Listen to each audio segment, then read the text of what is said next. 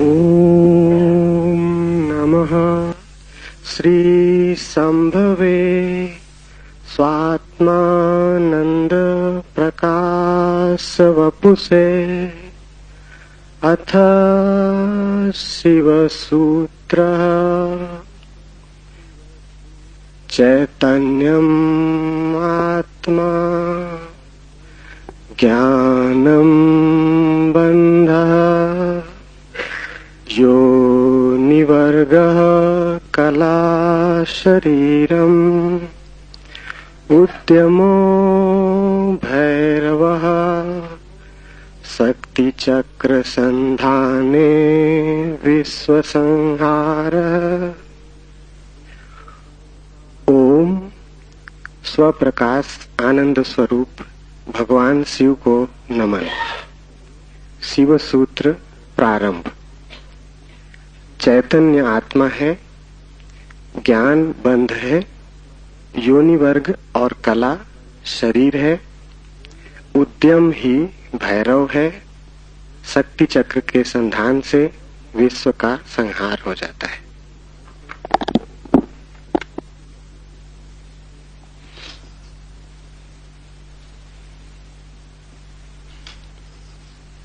जीवन सत्य की खोज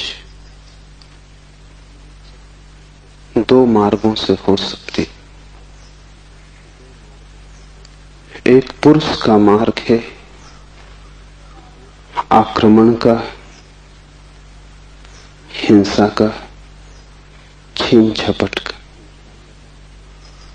एक स्त्री का मार्ग है समर्पण का, प्रतिक्रमण का। विज्ञान पुरुष का मार्ग है, विज्ञान आक्रमण है।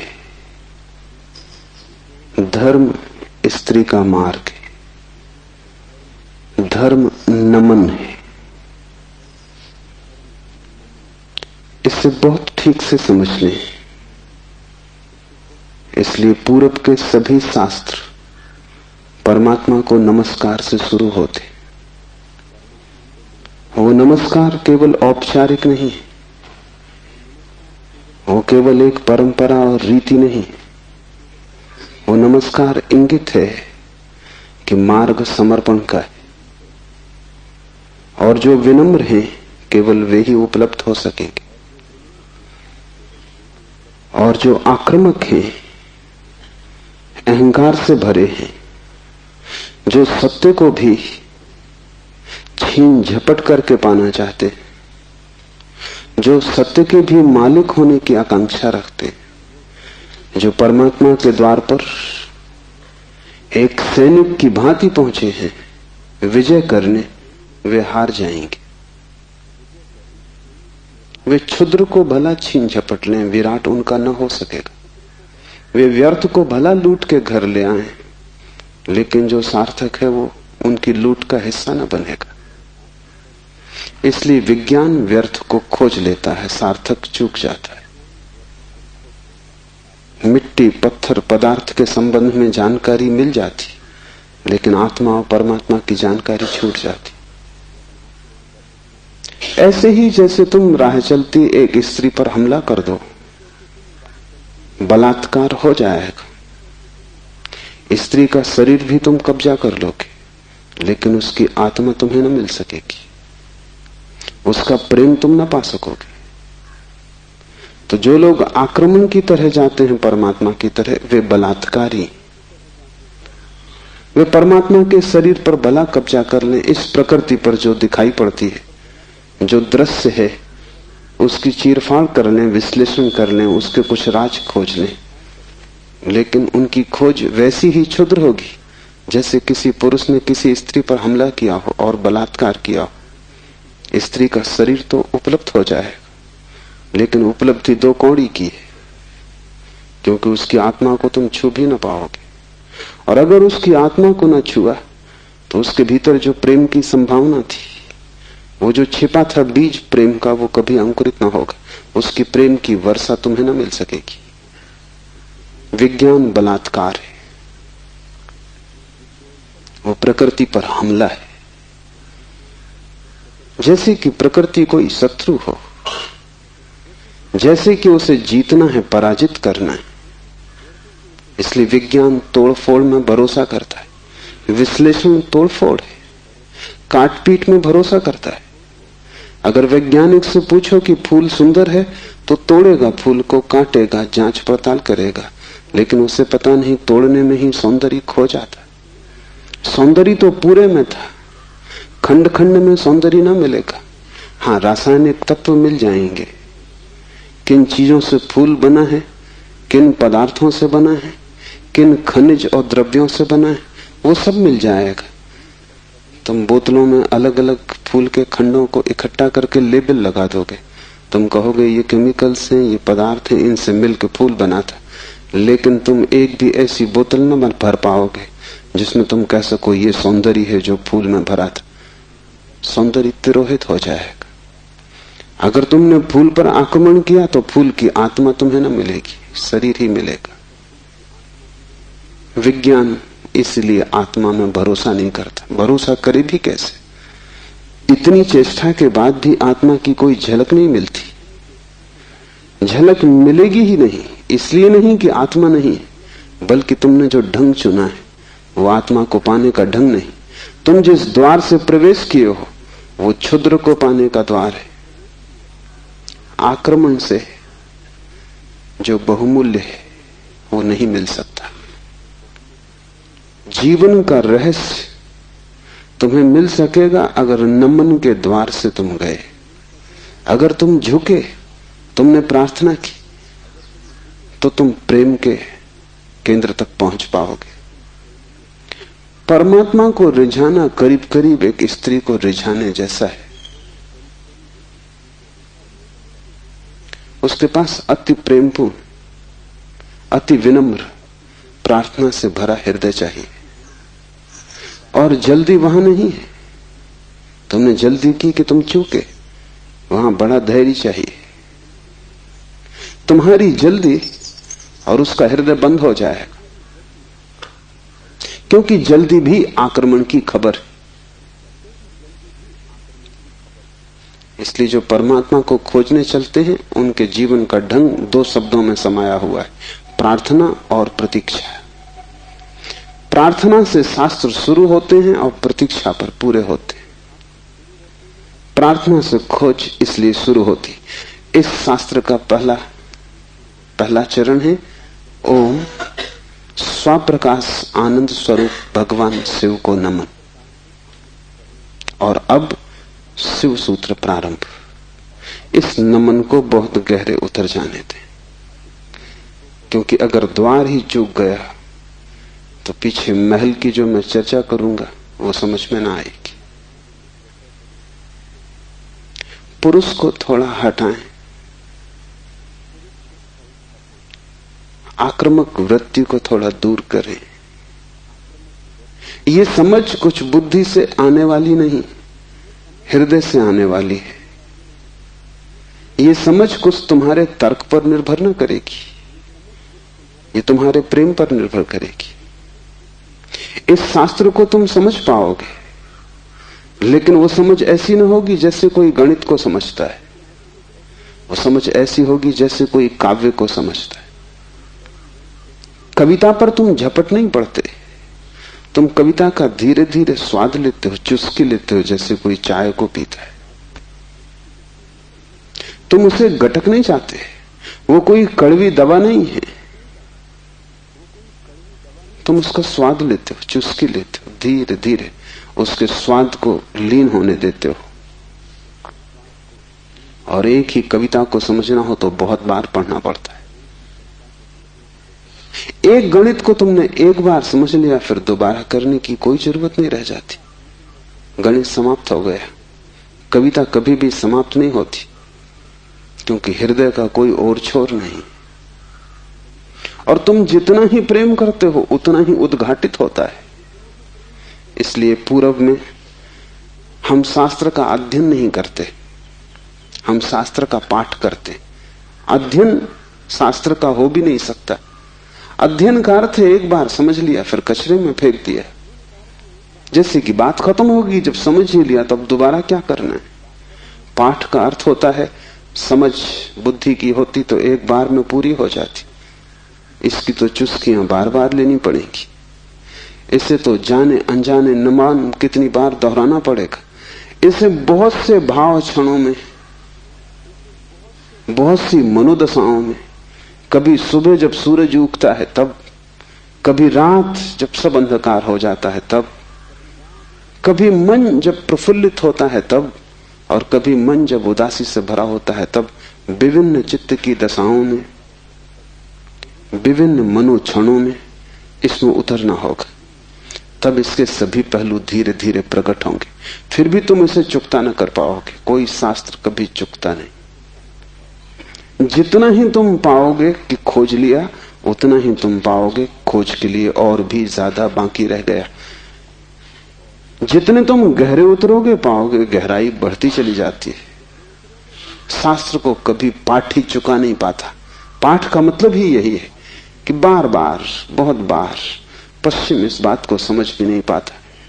उनकी पकड़ के बाहर है कि लोग गीता को हजारों साल से क्यों पढ़ रहे हैं, और एक ही आदमी रोज सुबह उठ के गीता पढ़ लेता है। पागल हो गया है। उनको ख्याल में नहीं कि पाठ की प्रक्रिया हृदय में उतारने की प्रक्रिया है। उसका समझ से बहुत वास्ता नहीं है, स्वाद से वास्ता है। तर्क और गणित और हिसाब से उसका कोई भी संबंध नहीं है। उसका संबंध तो अपने हृदय को और उसके बीच की जो दूरी है उसको मिटाने से। धीरे धीरे हम इतने लीन हो जाएं उसमें कि पाठी और पाठ एक हो जाए। पता ही न चले कि कौन गीता है और कौन गीता का पाठी। ऐसे भाव से जो चले, ये स्त्री का भाव है। ये समर्पण की धारा है। इसे ख्याल में ले लेना। नमन से हम चले तो शिव के सूत्र समझ में आ सकेंगे। उन्हें तुम अपने में उतरने देना और जल्दी निर्णय की मत करना कि वे ठीक हैं कि गलत हैं, क्योंकि सूत्रों के संबंध में एक बात ख्याल रख लेना, तुम्हारे ऊपर निर्भर नहीं है तय करना कि वे ठीक हैं या गलत हैं। तुम निर्णय कर भी कैसे पाओगे? जो अंधेरे में खड़ा है वो प्रकाश के संबंध में क्या निर्णय करेगा? और जिसने कभी स्वास्थ्य नहीं जाना, जो रोग की सैया से ही बंधा रहा है, उसे स्वास्थ्य की परिभाषा कैसे समझ में आएगी?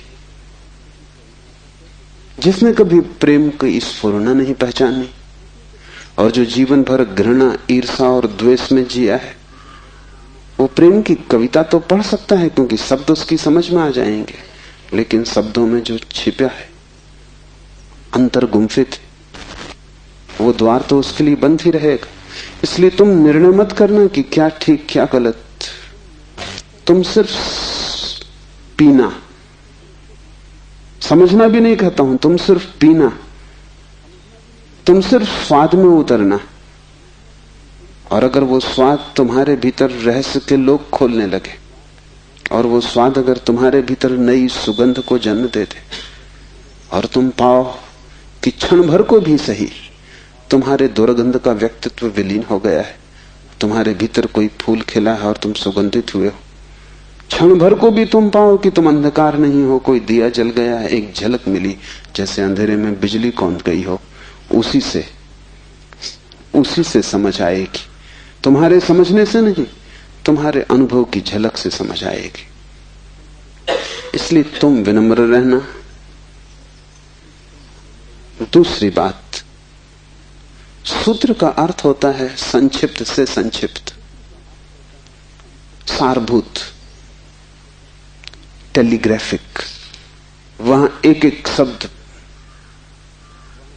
अत्यंत घना है। विस्तार नहीं होता सूत्र में, घनत्व होता है।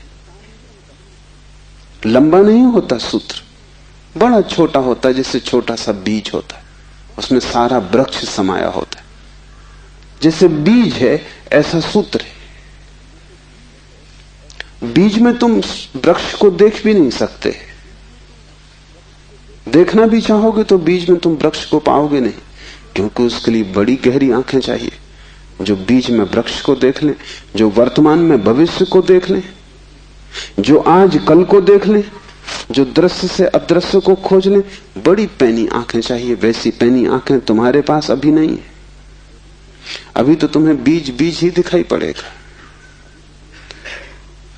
वृक्ष को देखना हो तो बीज को तुम्हें बोना पड़ेगा, और कोई रास्ता तुम्हारे पास देखने का नहीं।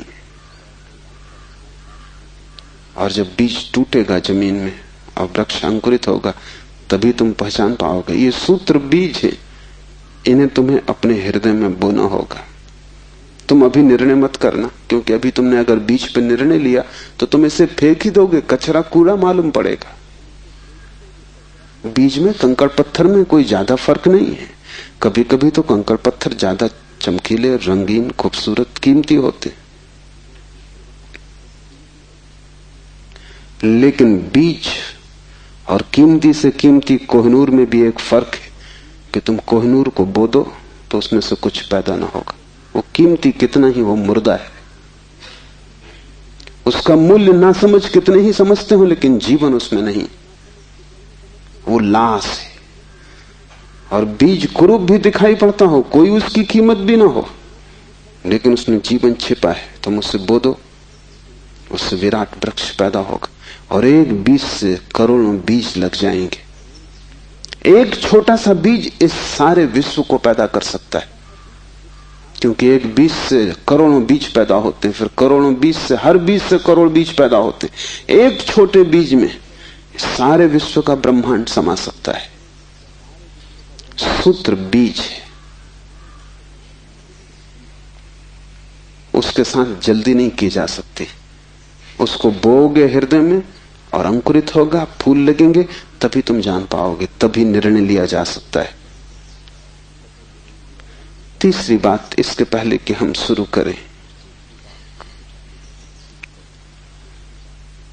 धर्म महान क्रांति है। धर्म के नाम से तुमने जो समझा हुआ है उसका धर्म से ना के बराबर संबंध है। इसलिए शिव के सूत्र तुम्हें चौंकाएंगे भी, तुम भयभीत भी होगे, डरोगे भी, क्योंकि तुम्हारा धर्म डगमगाएगा। तुम्हारा मंदिर, तुम्हारी मस्जिद, तुम्हारे गिरजे, अगर ये सूत्र तुमने समझे तो गिर जाएंगे। तुम उन्हें बचाने की कोशिश में मत लगना, क्योंकि वे बचे भी रहे तो भी उनसे तुम्हें कुछ भी मिला नहीं। तुम उनमें जी ही रहे हो और तुम मुर्दा हो। मंदिर काफी सजे हैं, लेकिन तुम्हारे जीवन में कोई भी खुशी की किरण नहीं। मंदिर में काफी रोशनी, उससे तुम्हारे जीवन का अंधकार नहीं मिटता। तो उससे भयभीत मत होना, क्योंकि सूत्र तुम्हें कठिनाई में तो डालेंगे ही, क्योंकि शिव कोई पुरोहित नहीं है। पुरोहित की भाषा तुम्हें हमेशा संतोषदायी मालूम पड़ती, क्योंकि पुरोहित को तुम्हारा शोषण करना है। पुरोहित तुम्हें बदलने को उत्सुक नहीं है। तुम जैसे हो ऐसे ही रहो, इसी में उसका लाभ है।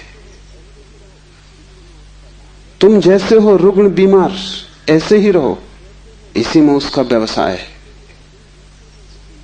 मैंने सुना है एक डॉक्टर ने अपने लड़के को पढ़ाया, पढ़ लिख के घर आया, पिता ने कभी छुट्टी भी न ली थी, तो उसने कहा कि अब तू मेरी कारोबार को संभाल और मैं 3 महीने विश्राम कर लूं। जीवन भर सिर्फ मैंने कमाया है, कभी विश्राम नहीं लिया। वो विश्व की यात्रा पर निकल गया। 3 महीने बाद लौटा तो उसने अपने लड़के से पूछा कि सब ठीक चल रहा है। उसके लड़के ने कहा कि बिल्कुल ठीक चल रहा है। आप हैरान होंगे कि जिन मरीजों को आप जीवन भर में ठीक न कर पाए, उनको मैंने 3 महीने में ठीक कर दिया। पिता ने सिर ठोक लिया। उसने कहा, मूढ़, वही हमारा व्यवसाय थे। क्या मैं उनको ठीक नहीं कर सकता था? तेरी पढ़ाई कहां से आती थी? उन्हीं पर आधार था, और भी बच्चे पढ़ लिख लेते, तूने सब खराब कर दिया। पुरोहित तुम जैसे हो रुग्ण बीमार तुम्हें वैसा ही चाहता है, उस पर ही उसका व्यवसाय है। शिव कोई पुरोहित नहीं है, शिव तीर्थंकर है, शिव अवतार है, शिव क्रांति दृष्टा है, पैगंबर है। वे जो भी कहेंगे वो आग है। अगर तुम जलने को तैयार हो तो ही उनके पास आना, अगर तुम मिटने को तैयार हो तो ही उनके निमंत्रण को स्वीकार करना, क्योंकि तुम मिटोगे तो ही नए का जन्म होगा।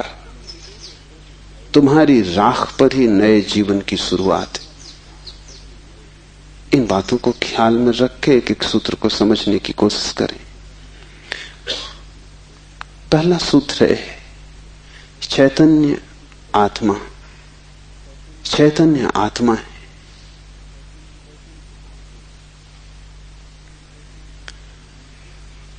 चैतन्य हम सभी हैं, लेकिन आत्मा का हमें कोई पता नहीं चलता। अगर चैतन्य ही आत्मा है तो हम सभी को पता चल जाना चाहिए। हम सब चैतन्य हैं, लेकिन चैतन्य आत्मा है, इसका क्या अर्थ होगा? पहला अर्थ, इस जगत में सिर्फ चैतन्य ही तुम्हारा अपना है। आत्मा का अर्थ होता है अपना, से सब पराया है। शेष कितना ही अपना लगे, पराया है।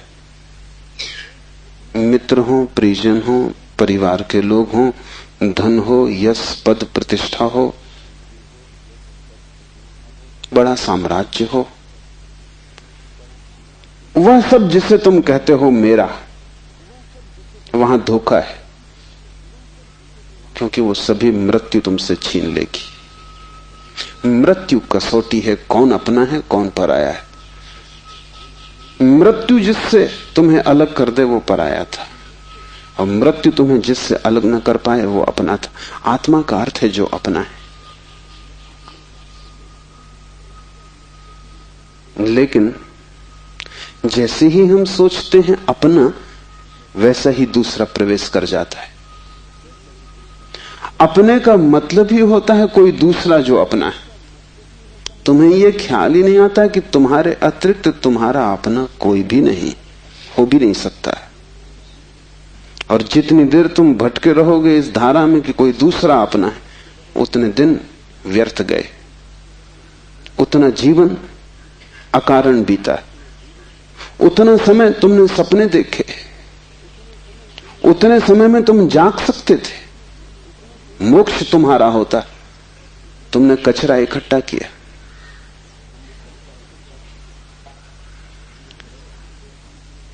सिर्फ तुम ही तुम्हारे हो, यह पहला सूत्र। मेरे अतिरिक्त मेरा कोई भी नहीं। ये बड़ा क्रांतिकारी सूत्र है, बड़ा समाज विरोधी, क्योंकि समाज जीता इसी आधार पर है कि दूसरे अपने हैं, जाति के लोग अपने हैं, देश के लोग अपने हैं। मेरा देश, मेरी जाति, मेरा धर्म, मेरा परिवार, मेरे का सारा खेल। समाज जीता है मेरी की धारणा पर। इसलिए धर्म समाज विरोधी तत्व है। धर्म समाज से छुटकारा है, दूसरे से छुटकारा है। और धर्म कहता है कि तुम्हारे अतिरिक्त तुम्हारा और कोई भी नहीं। ऊपर से देखने पर बड़ा स्वार्थी वचन मालूम पड़ेगा, क्योंकि ये तो ये बात हुई कि बस हम ही अपने हैं, तो तत्क्षण हमें लगता है ये तो स्वार्थ की बात हुई। ये स्वार्थ की बात नहीं।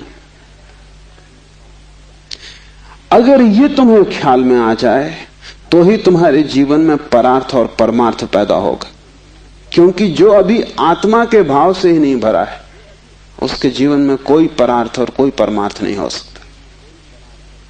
तुम कहते हो दूसरों को मेरा, लेकिन मेरा कह के तुम करते क्या हो? मेरा कह के तुम उन्हें चूसते हो। मेरा तुम्हारा शोषण का हिस्सा है, फैलाव है। जिसको भी तुम मेरा कहते हो तुम उसे गुलाम बनाते हो, तुम उसे अपने परिग्रह में परिवर्तित कर देते हो। मेरी पत्नी, मेरा पति, मेरा बेटा, मेरा पिता, तुम करते क्या हो? इस मेरे के पीछे, इस मेरे के पर्दे के पीछे तुम्हारे संबंध का मूल आधार क्या है? तुम चूसते हो, तुम शोषण करते हो, तुम दूसरे का उपयोग करते हो।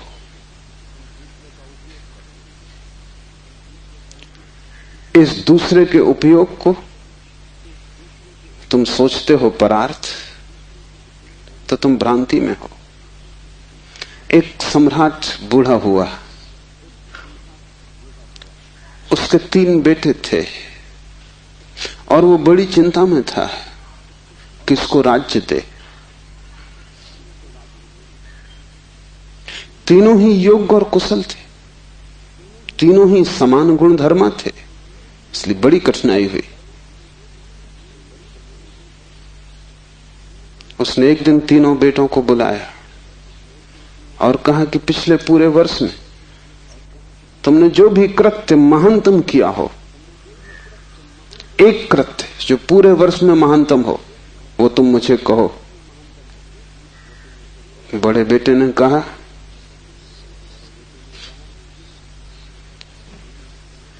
कि गांव का जो सबसे बड़ा धनपति है वो तीर्थ यात्रा पर जा रहा था। उसने करोड़ों रुपए के हीरे जवाहरात बिना गिने, बिना किसी हिसाब किताब के, बिना किसी दस्तखत लिए मेरे पास रख दिए और कहा कि जब मैं लौट आऊंगा तीर्थ यात्रा से मुझे वापस लौटा देना। चाहता मैं तो पूरे भी पा जा सकता था, क्योंकि न कोई लिखा पड़ी थी न कोई गवाह था। इतना भी न करता तो थोड़े बहुत बहुमूल्य हीरे में बचा लेता तो कोई कठिनाई न थी, क्योंकि उस आदमी ने ना तो गिने थे और ना कोई संख्या रखी थी। लेकिन मैंने सब जैसी की जैसी थैली वापस लौटा दी। पिता ने कहा तुमने भला किया, लेकिन मैं तुमसे पूछता हूं कि अगर तुमने कुछ रख लिए होते तो तुम्हें पश्चाताप, गिलानी, अपराध का भाव पकड़ता या नहीं? उस बेटे ने कहा निश्चित पकड़ता। तो बाप ने कहा इसमें परोपकार कुछ भी ना हुआ, तुम सिर्फ अपने पश्चाताप, अपनी पीड़ा से बचने के लिए ये किए हो। इसमें परोपकार क्या हुआ? हीरे बचाते तो ग्लानि मन को पीड़ा देती, कांटे की तरह चुभती, उस कांटे से बचने के लिए तुमने हीरे वापस दिए। काम तुमने अच्छा किया, ठीक है, लेकिन परोपकार कुछ भी ना हुआ। उपकार तुमने अपना ही किया है। दूसरा बेटा थोड़ी चिंता में पड़ा और उसने कहा कि मैं राह के किनारे से गुजरता था और झील में सांझ के वक्त, जबकि वहां कोई भी न था, एक आदमी डूबने लगा। चाहता तो मैं अपने रास्ते चला जाता, सुना अनसुना कर देता, लेकिन मैंने तत्क्षण छलांग मारी, अपने जीवन को खतरे में डाला और उस आदमी को बाहर निकाला। बाप ने कहा तुमने ठीक किया, लेकिन अगर तुम चले जाते और ना निकालते तो क्या उस आदमी की मृत्यु सदा तुम्हारा पीछा न करती? तुम अनसुनी कर देते ऊपर से, लेकिन भीतर तो तुम सुन चुके थे उसकी चीत्कार आवाज कि बचाओ। क्या सदा सदा के लिए उसका प्रेत तुम्हारा पीछा न करता? उसी भय से तुमने छलांग लगाई, अपने जान को खतरे में डाला, लेकिन परोपकार तुमने कुछ किया हो इस भ्रांति में पड़ने का कोई कारण नहीं। तीसरे बेटे ने कहा कि मैं गुजरता था जंगल से और एक पहाड़ की कगार पर मैंने एक आदमी को सोया हुआ देखा जो कि नींद में अगर एक भी करवट ले तो सदा के लिए समाप्त हो जाएगा, क्योंकि दूसरी तरफ महान खड्ड था। मैं उस आदमी के पास पहुंचा और जब मैंने देखा कि वो कौन है तो वो मेरा जानी दुश्मन था।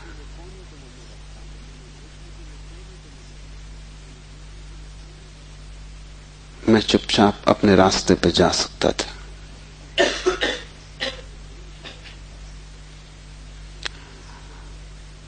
या अगर मैं अपने घोड़े पर सवार उसके पास से भी गुजरता तो मेरे बिना कुछ किए शायद सिर्फ मेरे गुजरने के कारण वो करवट लेता और खड्ड में गिर जाता।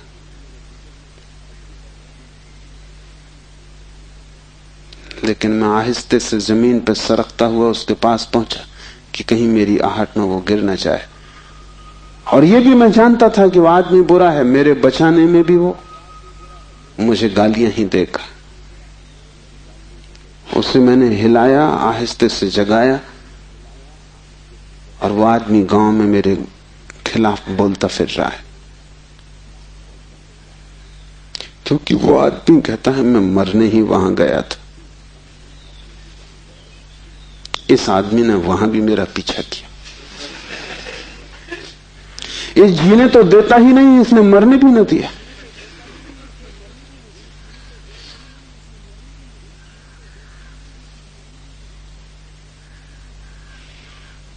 पिता ने कहा तुम दोस्त से बेहतर हो, लेकिन परोपकार ये भी नहीं। क्यों? क्योंकि तुम अहंकार से फूले नहीं समा रहे हो कि तुमने कुछ बड़ा कार्य कर दिया। बोलते हो तो तुम्हारी आंखों की चमक और हो जाती, कहते हो तो तुम्हारा सीना फूल जाता है। और जिस कृत्य से अहंकार निर्मित होता हो वो परोपकार न रहा।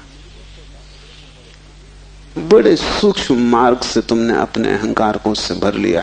तुम सोच रहे हो तुम बड़े धार्मिक हो, परोपकारी हो, तुम इन दो से बेहतर हो। लेकिन मुझे राज्य के मालिक के लिए किसी तीसरे की ही तलाश, चौथे की ही तलाश करनी पड़ेगी। जब तुम परोपकार करते हो तब तुम कर नहीं सकते, क्योंकि जिसे अपना ही पता नहीं है वो परोपकार करेगा कैसे? तुम चाहे सोचते हो कि तुम कर रहे हो गरीब की सेवा, अस्पताल में बीमार के पैर दबा रहे हो, लेकिन अगर तुम गौर से खोजोगे तो तुम कहीं ना कहीं अपने अहंकार को ही भरता हुआ पाओगे। और अगर तुम्हारा अहंकार ही सेवा से भरता है तो सेवा भी शोषण है। आत्मज्ञान के पहले कोई व्यक्ति परोपकारी नहीं हो सकता, क्योंकि स्वयं को जाने बिना इतनी बड़ी क्रांति हो ही नहीं सकती। मैंने सुना है कि मुल्ला नसरुद्दीन की पत्नी उससे झगड़ रही और कह रही थी कि मामला क्या है, एक दफा साफ हो जाना चाहिए। तुम मेरे सभी रिश्तेदारों को नफरत और घृणा क्यों करते हो? नसरुद्दीन ने कहा यह बात गलत है, ये बात तथ्यगत भी नहीं है, और मैं इसका प्रमाण है मेरे पास। और प्रमाण यह है कि मैं तुम्हारी सास को अपनी सास से ज्यादा चाहता हूं।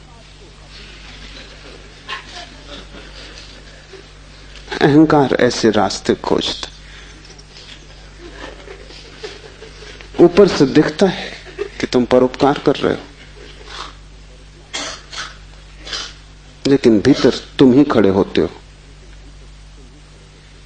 और जितनी सूक्ष्म हो जाती है यात्रा, उतनी ही पकड़ के बाहर हो जाती।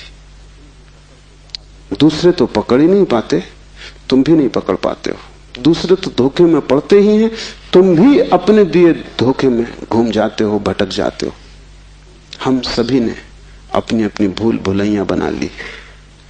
उसमें हमने दूसरों को धोखा देने के लिए ही शुरू किया था सारा उपाय, आयोजन।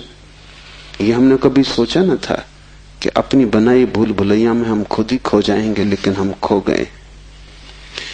पहली बात स्मरण रखो, तुम्हारे अतिरिक्त तुम्हारा कोई भी नहीं है। जैसे ही यह स्मरण सघन होता है कि चैतन्य ही आत्मा है, बस चैतन्य ही मैं हूं और सब पर है, पराया है, विजाती है। वैसे ही तुम्हारे जीवन में क्रांति की पहली किरण प्रविष्ट हो जाती, वैसे ही तुम्हारे और समाज के बीच एक दरार पड़ जाती, वैसे ही तुम्हारे और तुम्हारे संबंधों के बीच एक दरार पड़ जाती। लेकिन आदमी अपनी तरफ देखना नहीं चाहता। देखना कठिन भी है,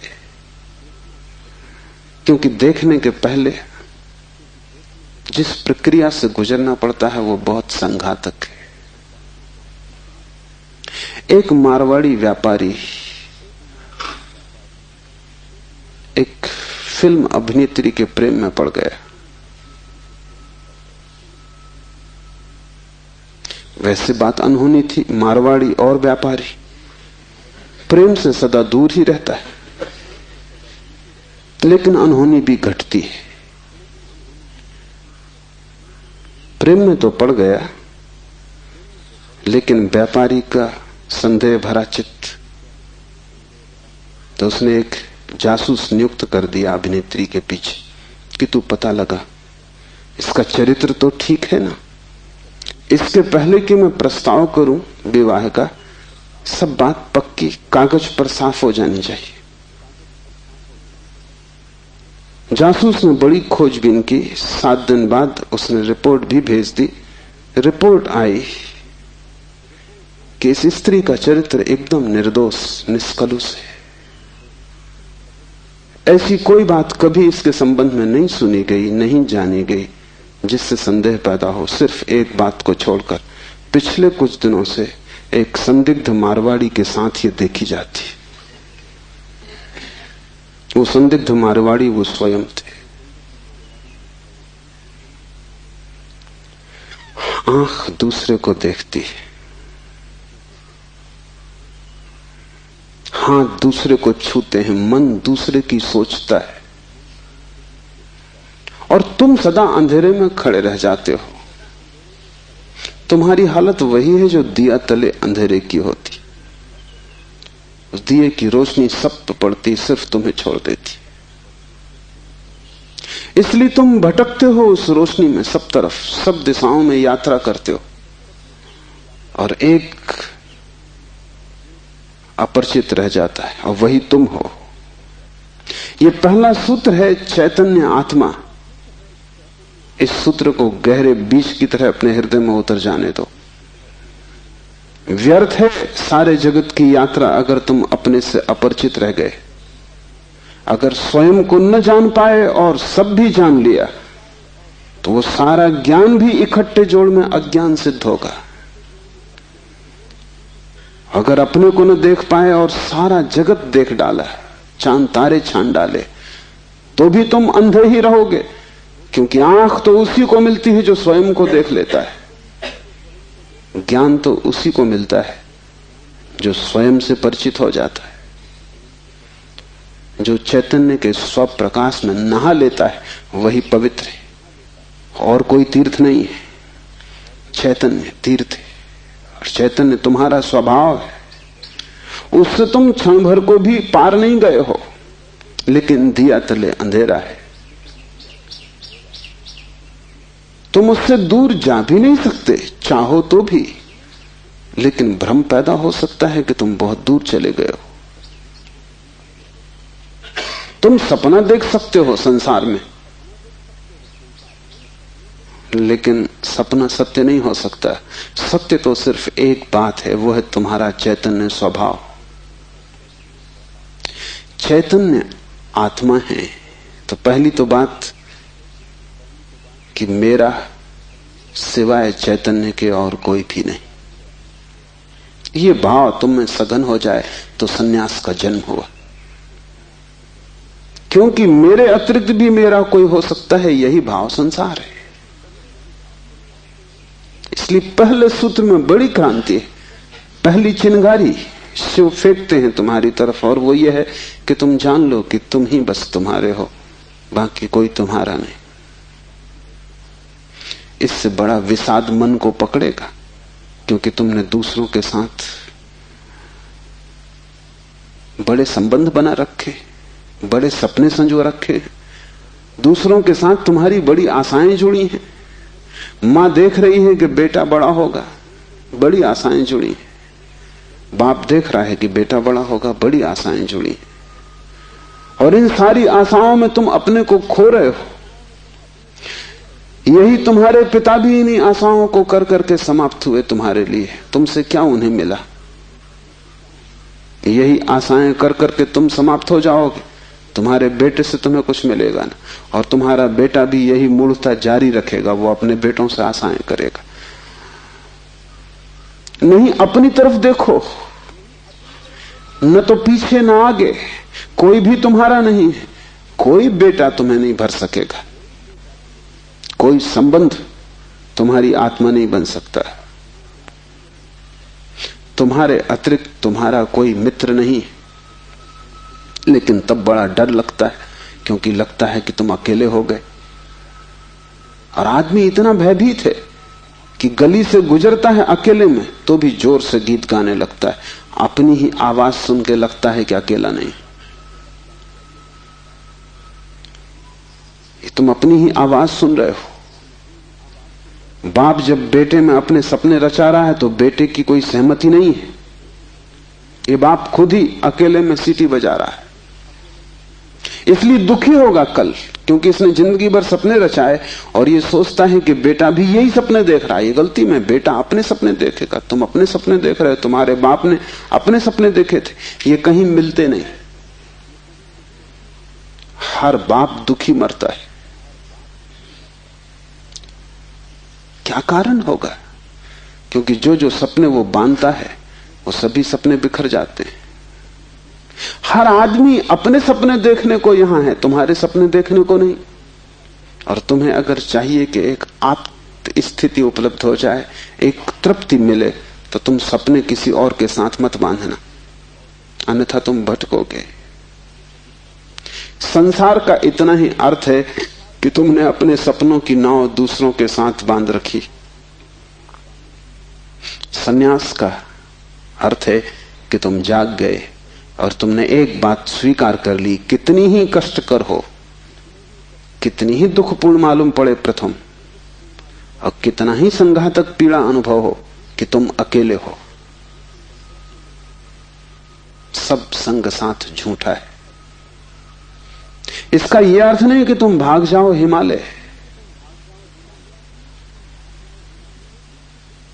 क्योंकि जो हिमालय की तरफ भाग रहा है उसे अभी संग साथ सार्थक है, झूठा नहीं हुआ।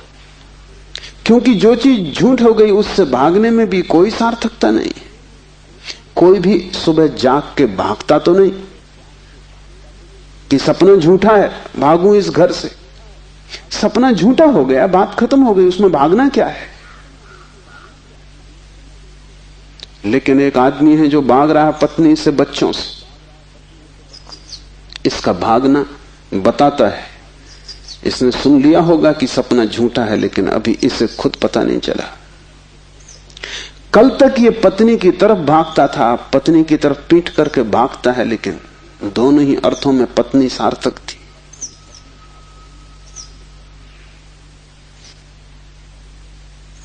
एक जैन संत हुए, गणेश वर्णी। वर्षों पहले उन्होंने पत्नी त्याग दी। साधु पुरुष थे। कोई 20 वर्ष त्याग के बाद काशी में थे, तब खबर आई कि पत्नी मर गई। उनके मुंह से जो वचन निकला वो याद रख लेने जैसा है। उन्होंने कहा, चलो झंझट मिटी। उनके भक्तों ने इस वचन का अर्थ लिया कि बड़ी वीतरागता है। थोड़ा सोचो तो साफ हो जाएगा कि वीतरागता बिल्कुल नहीं। क्योंकि जिस पत्नी को 20 साल पहले छोड़ दिया उसकी झंझट अभी कायम थी तो ही मिट सकती है। गणित बिल्कुल सीधा और साफ है। ये पत्नी जो 20 साल पहले छोड़ दी, किसी न किसी तरह छाया की तरह पीछे चल रही होगी, ये मन में कहीं सवार होगी। इसका उपद्रव कायम था। 20 साल भी इसके उपद्रव को मिटा नहीं पाए थे छोड़ने के बाद। ये मन सतत सोचता रहा होगा, पक्ष में विपक्ष में। पत्नी के मरने पर ये वचन कि चलो झंझट मिटी, पत्नी के संबंध में कुछ भी नहीं बताते, सिर्फ पति के संबंध में बताते कि आदमी भाग तो गया छोड़कर, लेकिन छोड़ ना पाया।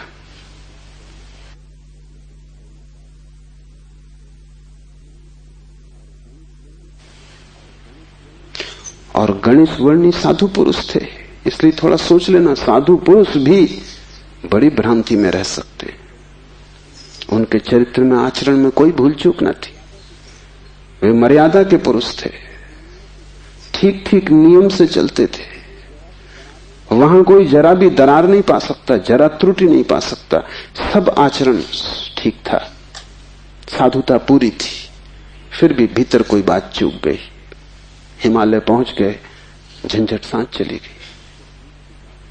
फिर दूसरी बात भी समझ लेने जैसी है, और वो ये कि अगर पत्नी के मरने पर पहला ख्याल ही आया कि झंझट मिटी, तो कहीं जाने अनजाने अचेतन में पत्नी की मृत्यु की आकांक्षा भी छिपी रही होगी। वो जरा गहरा किसी तल पर पत्नी मिट जाए, न हो, समाप्त हो जाए, ये तो हिंसा हो गई। लेकिन एक एक वचन भी अकारण नहीं आता, आसमान से नहीं आता। एक एक वचन भी भीतर से आता। और ऐसे क्षणों में जबकि पत्नी मर गई इसकी खबर आई हो, तुम ठीक ठीक अपने रोजमर्रा के व्यवसायी होश में नहीं होते हो, तब तुमसे जो बात निकलती है वो ज्यादा सही होती। घंटे भर बाद तुम्हें मौका मिल जाएगा, तुम खुद ही सोच समझ के लीप पोता कर लोगे, तुम फिर जो कहोगे वो बात झूठी हो जाएगी। लेकिन तत्क्षण उस क्षण में वर्णी चूक गए। वो जो 20 साल से उन्होंने चारों तरफ साधुता का व्यवस्था कर रखी थी, उस क्षण में भूल गए। जब वर्णी को ऐसा घट सकता है तो तुम्हें तो सहज ही घट सकता है। भागने से कुछ भी ना होगा, भागकर कोई भी कभी भाग नहीं पाया। लेकिन भक्त इसको न देख पाएंगे। उन्होंने तो वर्णी की कथा में इसको बड़े बहुमूल्य वचन की तरह संग्रहित किया है, ये सोच के कि देखो आदमी कैसा वितराग है। तुम्हें पता भी नहीं हो सकता कि वितरागता क्या है। तुम राग में जीते हो, तुम्हें विराग समझ में आता है, तुमसे जो विपरीत है वो समझ में आता है। तुम जानते हो कि तुम पत्नी को छोड़ के नहीं जा सकते, और ये आदमी छोड़ के चला गया, ये आदमी तुमसे बड़ा है, ये तुमसे विपरीत है, लेकिन तुमसे भिन्न नहीं। तुम पैर के बल खड़े हो, यह आदमी सिर के बल खड़ा है, लेकिन तुम्हारे मन में और इसके मन में रत्ती भर भी फर्क नहीं। खोज के देखो, तुम सभी सोचते हो कि पत्नी झंझट। तुम एक आध ऐसा पति पा सकते हो जो कहे पत्नी झंझट नहीं। पत्नी के सामने मत पूछना, एकांत में अकेले। मुल्ला नसरुद्दीन ने मुझे कहा है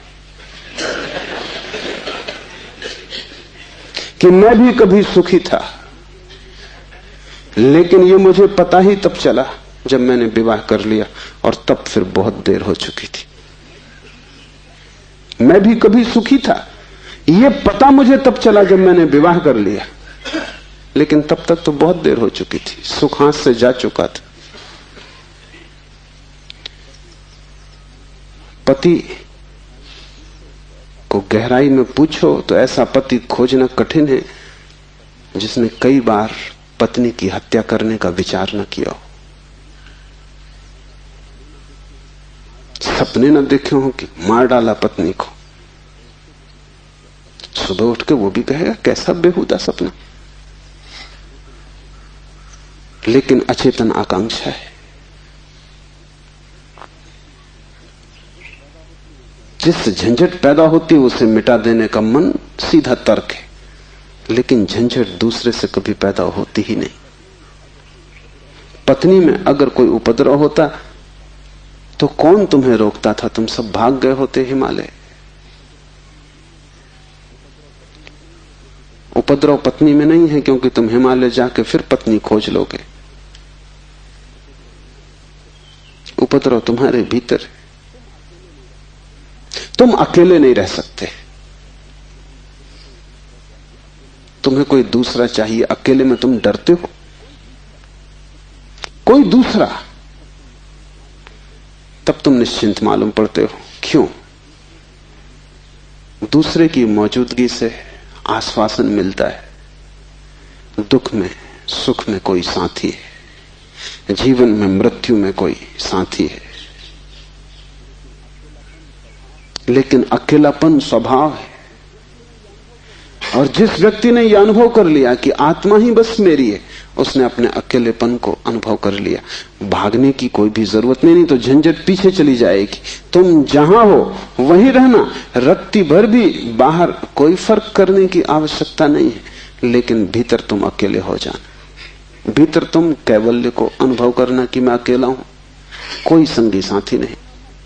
और ये तुम दोहराना मत, क्योंकि दोहराने की कोई जरूरत नहीं कि रोज सुबह बैठ के तुम दोहराओ कि मैं अकेला हूं, कोई संगी साथी नहीं। इससे कुछ भी ना होगा। ये दोहराना तो सिर्फ यही बताएगा कि तुम्हें अभी ख्याल नहीं हुआ। इसे समझना, ये तथ्य है कि तुम अकेले हो। समझने में अड़चन है, वही तपश्चर्या है।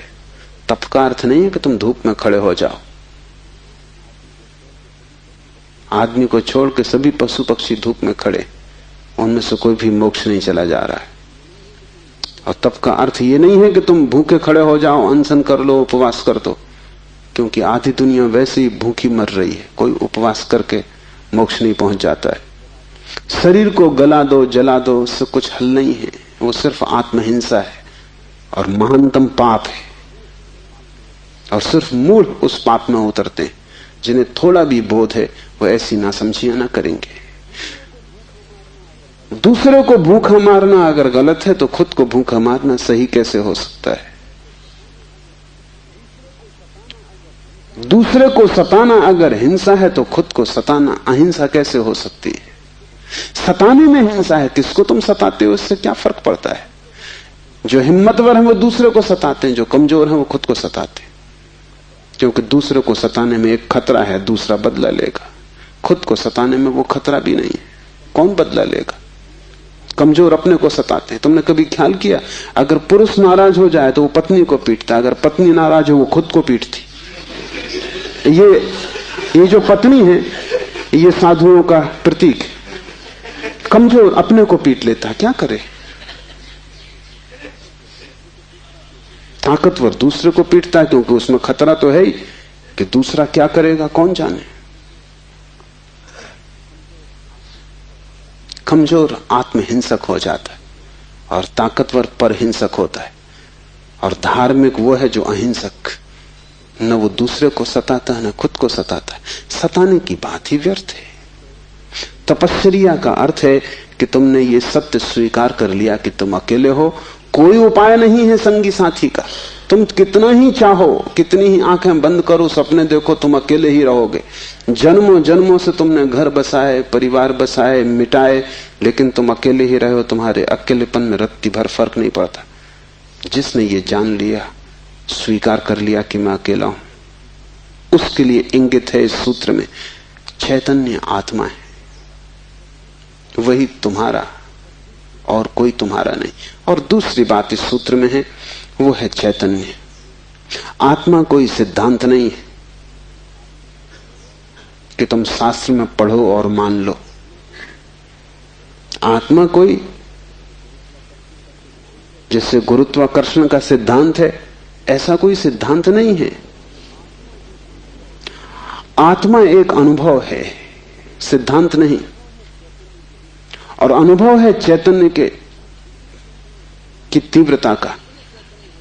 इसलिए तुम जितने चैतन्य होते जाओगे उतनी ही तुम्हें आत्मा का पता चलेगा। तुम जितने बेहोश होते चले जाओगे उतना ही तुम्हें अपना पता नहीं चलेगा। और तुम करीब करीब बेहोश हो। जो आत्मा को जानना चाहता है उसे किसी दर्शन शास्त्र की जरूरत नहीं है, उसे चैतन्य को जगाने की प्रक्रिया चाहिए। उसे विधि चाहिए जिससे वो ज्यादा चेतन हो जाए। जैसे कि आग को तुम उकसाते हो, राख जम जाती, तुम उकसा देते हो, राख झड़ जाती, अंगारे झलकने लगते। ऐसी तुम्हें कोई प्रक्रिया चाहिए जिससे तुम्हारी राख झड़े और अंगारा चमके, क्योंकि उसी चमक में तुम पहचानोगे कि तुम चैतन्य हो। और जितने तुम चैतन्य हो उतने ही तुम आत्मवान हो। जिस दिन तुम पाओगे कि मैं परम चैतन्य हूं, उस दिन तुम परमात्मा हो।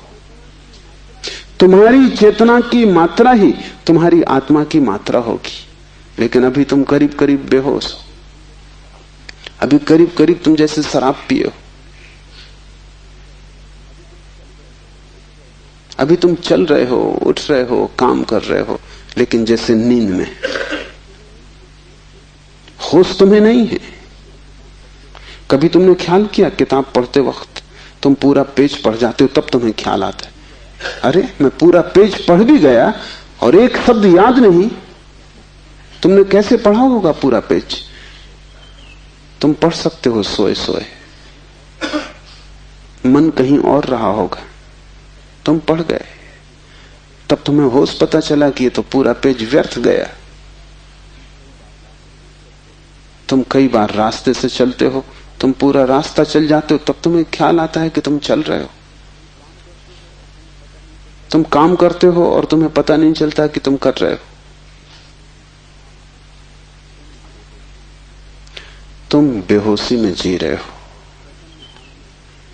और चैतन्य आत्मा है। और तुम पूछते हो क्या आत्मा है? तुम चाहते हो कोई प्रमाण दे, तुम चाहते हो कोई सिद्ध करे, कोई तर्क से तुम्हें समझा दे तो तुम भी मान लो, नहीं तो तुम नास्तिक हो जाओगे। नास्तिकता बेहोशी का सहज परिणाम है, आस्तिकता होश का फल। जितना तुम्हारा होश बढ़ेगा तो जरूरत नहीं है कि तुम मानो कि आत्मा है, क्योंकि कई ना समझ मान रहे हैं, उससे कुछ हल नहीं होता। इस मुल्क में तो सभी मानते हैं कि आत्मा है, लेकिन इससे क्या फर्क पड़ता है? तुम्हारे जीवन में कोई क्रांति इससे आती नहीं। शायद तुम इसलिए मान लेते हो कि हजारों साल से दोहराया जा रहा है। सुनते सुनते तुम्हारे कान पक गए, सुनते सुनते तुम भूल ही गए हो कि संबंध में सोचना भी है। सुनते सुनते पुनरुक्ति से आदमी सम्मोहित हो जाता है। एक ही बात बार बार दोहराई चली जाए तो तुम भूल जाते हो कि वो संदेह किया जा सकता है, विचार किया जाता है। और फिर आत्मा है, इससे तुम्हें बड़ा संतोष भी मिलता है। शरीर मरेगा ये तुम्हें पता है, आत्मा नहीं मरेगी, इससे बड़ी हिम्मत बनती है। और आत्मा कभी नहीं मरेगी, अग्नि उसे जलाएगी नहीं, शस्त्र उसे छेदेंगे नहीं, मृत्यु उसका कुछ बिगाड़ ना सकेगी। इससे तुम्हें बड़ी सांत्वना मिलती, पर सांत्वना सत्य नहीं है। आत्मा को कोई न तो स्वीकार कर सकता है सिद्धांत की तरह, और न पुनरुक्ति की तरह कोई सम्मोहित हो सकता है। आत्मा को तो केवल वही लोग जान पाते हैं जो चैतन्य को बढ़ाते हैं। इस तरह जियो कि तुम पर राख इकट्ठी ना हो, इस तरह जियो कि तुम्हारे भीतर का अंगारा जलता रहे, प्रकाशित हो। इस तरह जियो कि प्रति क्षण तुम होश में रहो, बेहोश नहीं।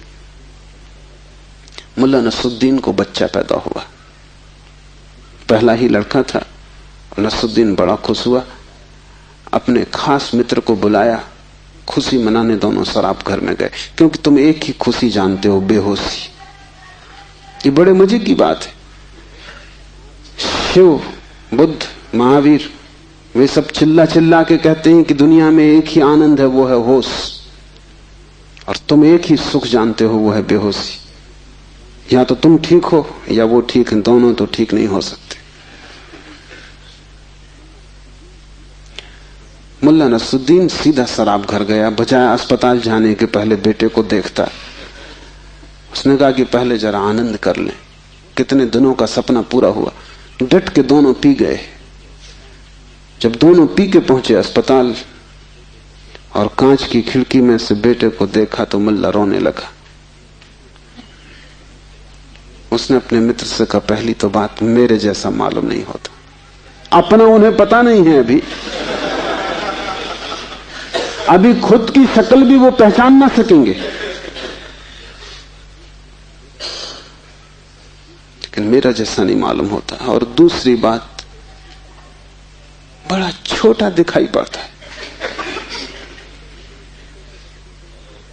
इतने छोटे बच्चे को लेकर करेंगे भी क्या? ये बचेगा? मित्र ने कहा मत घबराओ, जब मैं पैदा हुआ था तो मैं भी 3 ही पाउंड का था। नसरुद्दीन ने कहा फिर तुम बचे?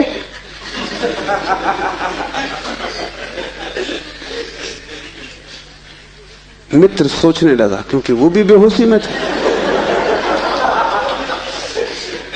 उसने कहा पक्का नहीं कह सकता।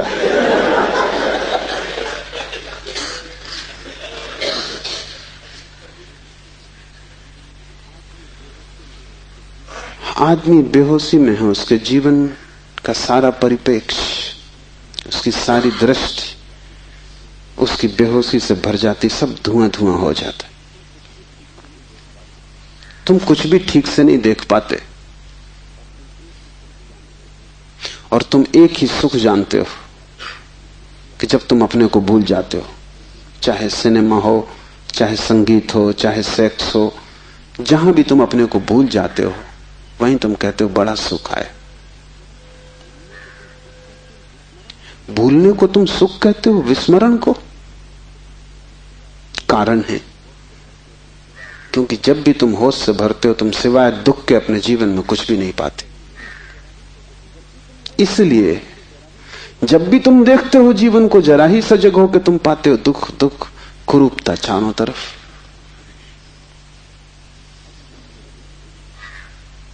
एक मेरे मित्र अविवाहित ही रह गए, उनसे मैंने पूछा कि क्या हुआ, कैसे चूक गए? तो उन्होंने कहा कि बड़ी अड़चन आई। जिस स्त्री को मैं प्रेम करता था, जब मैं शराब पी लेता तब वो मुझे सुंदर मालूम पड़ती, तब मैं शादी करने को राजी, लेकिन तब वो राजी नहीं। और जब मैं होश में होता तब मैं राजी नहीं, तब वो राजी होती थी। इसलिए चूक गए, कोई उपाय ना हुआ, मेल ना हो सका। तुम जब भी आंख खोल कर देखोगे सब तरफ कुरूपता और दुख पाओगे। जब तुम बेहोश होते हो तब सब ठीक लगता है।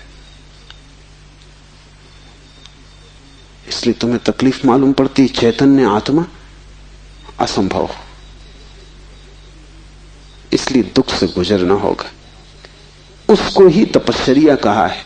जब कोई व्यक्ति जागना शुरू करता है तो पहले तो उसे दुख में से ही गुजरना होगा, क्योंकि तुमने जन्मों जन्मों तक दुख अपने चारों तरफ निर्मित किए हैं। कौन उनसे गुजरेगा तुम अगर न गुजरे तो? इसको हमने कर्म कहा है।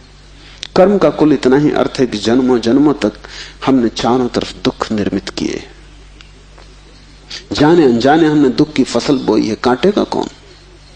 तो जब भी तुम होश में आते हो तुम्हें फसल दिखाई पड़ती बड़ी लंबी, इस खेत से तुम्हें गुजरना पड़ेगा।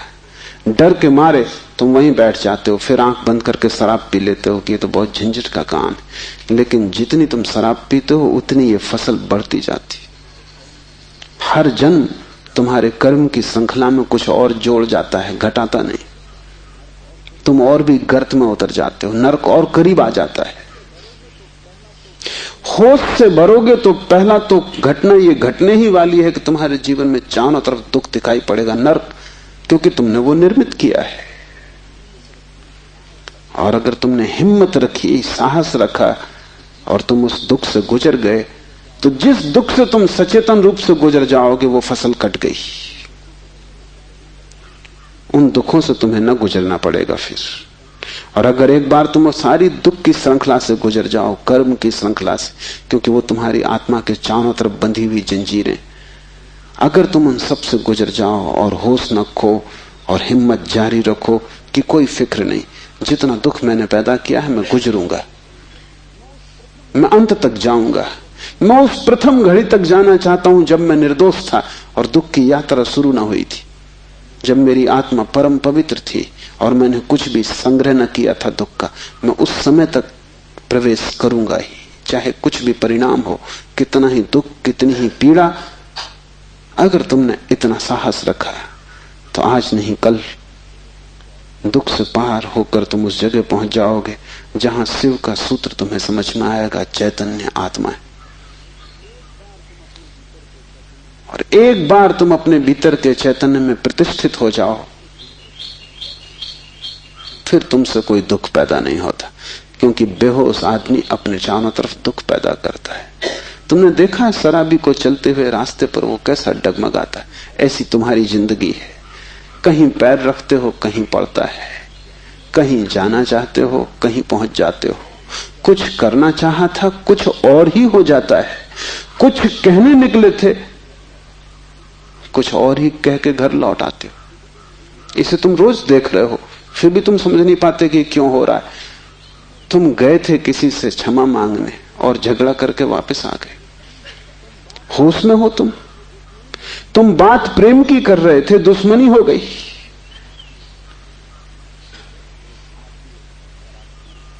एक आदमी शराब पिए आकाश की तरफ देखता हुआ चला जा रहा था। एक कार उसके पास से निकली, बामुश्किल ड्राइवर बचा पाया। गाड़ी रोक के ड्राइवर ने कहा, महानुभाव, अगर आप नहीं देखते वहां जहां आप जा रहे हैं तो फिर आप वहीं चले जाएंगे जहां आप देख रहे हैं।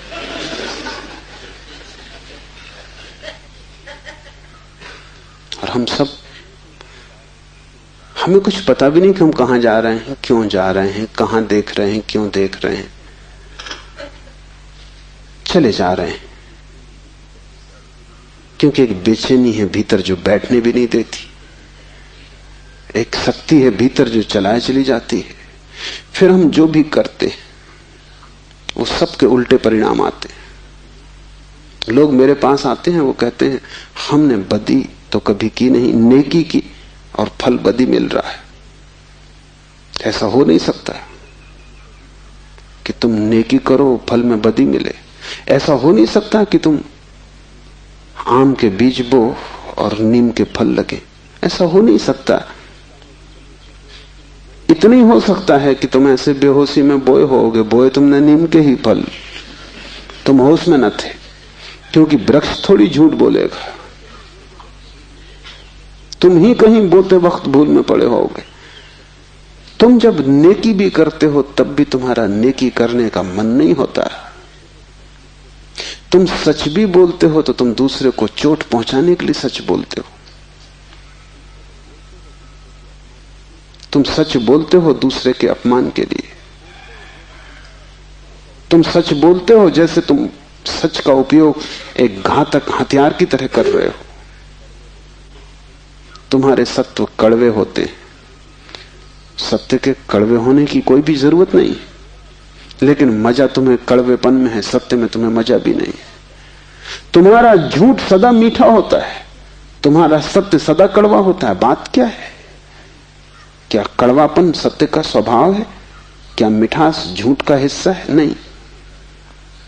झूठ को तुम चलाना चाहते हो, तुम उसे मीठा बनाते हो, क्योंकि अगर वो मीठा ना होगा तो चलेगा नहीं। एक तो झूठ चलना मुश्किल, मिठास के सहारे ही चलेगा।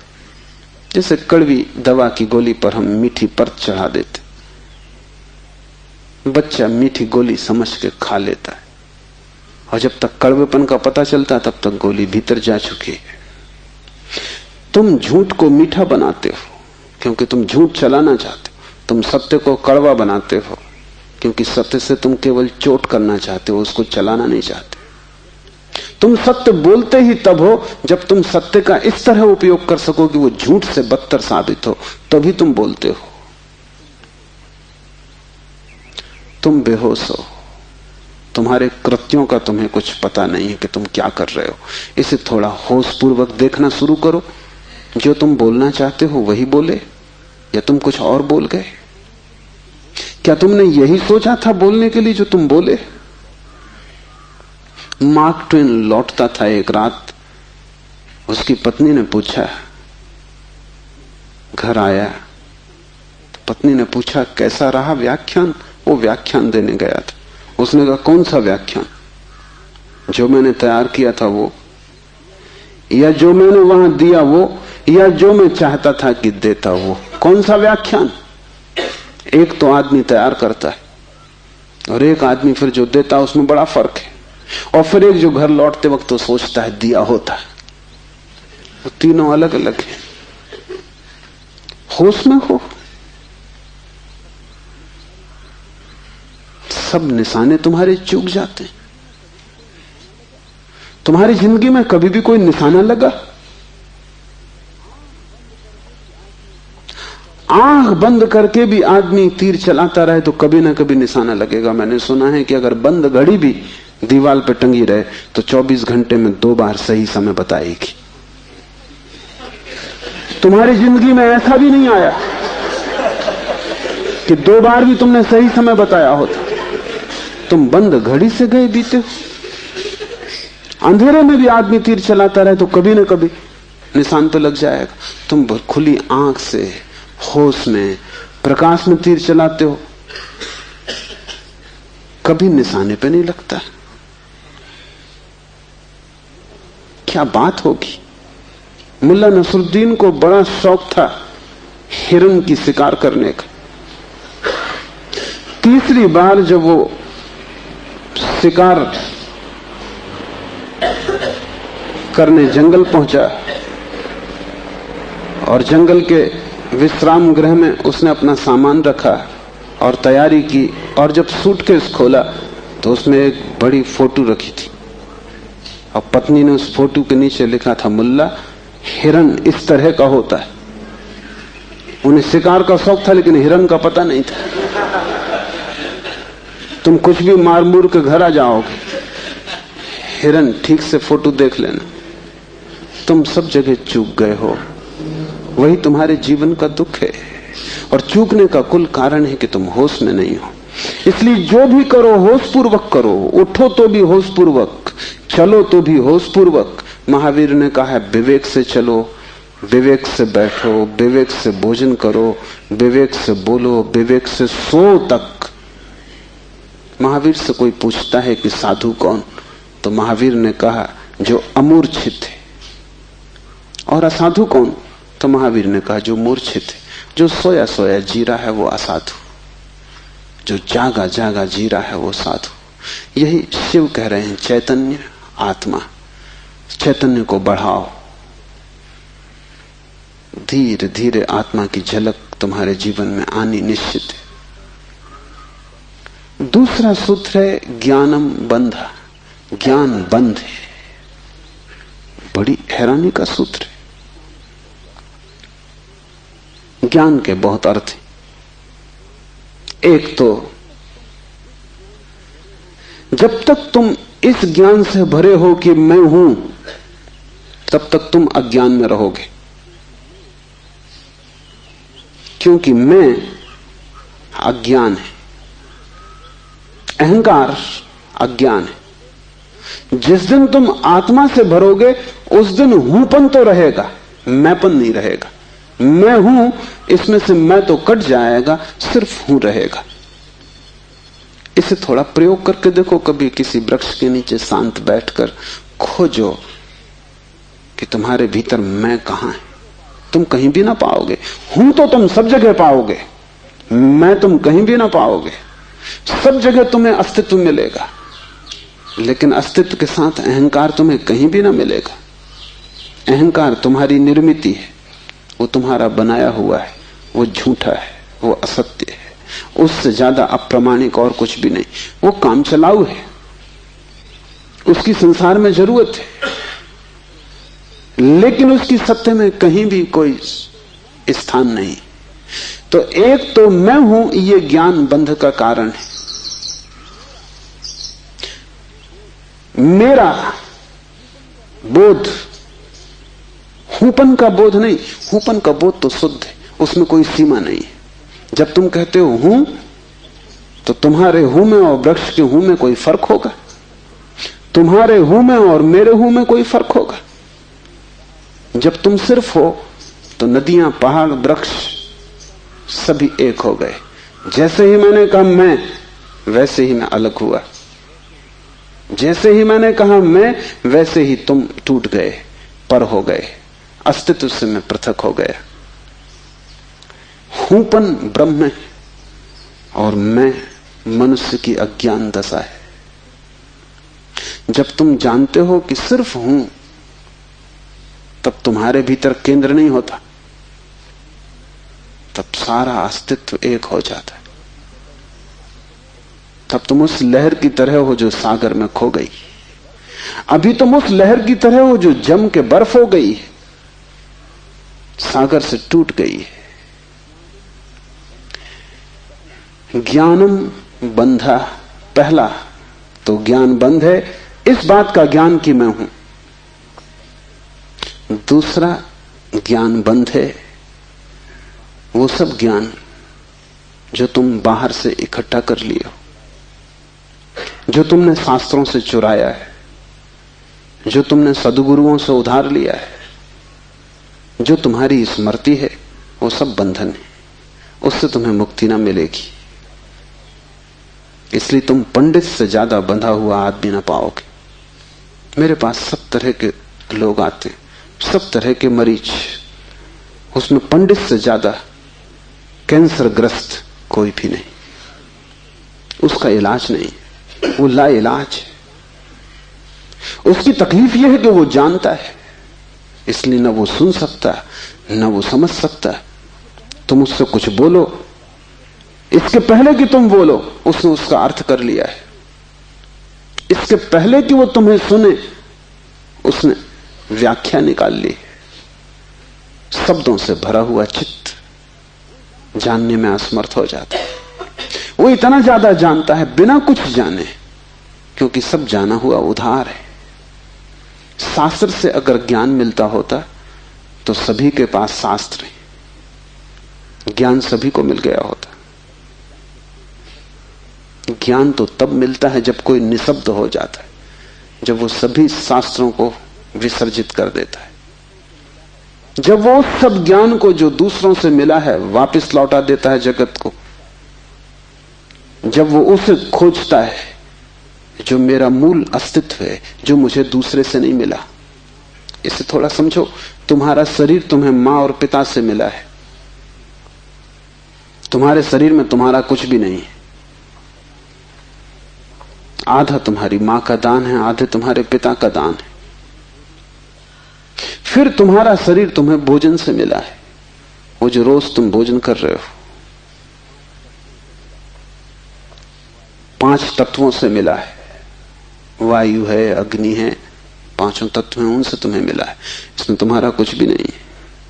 लेकिन तुम्हारी चेतना तुम्हें 5 तत्वों में से किसी से भी नहीं मिली है। तुम्हारी चेतना तुम्हें मां और पिता से भी नहीं मिली है।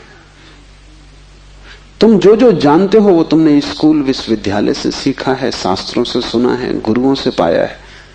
वो तुम्हारे शरीर का हिस्सा है, तुम्हारी आत्मा का नहीं। तुम्हारी आत्मा तो वही है जो तुम्हें किसी से भी नहीं मिली है।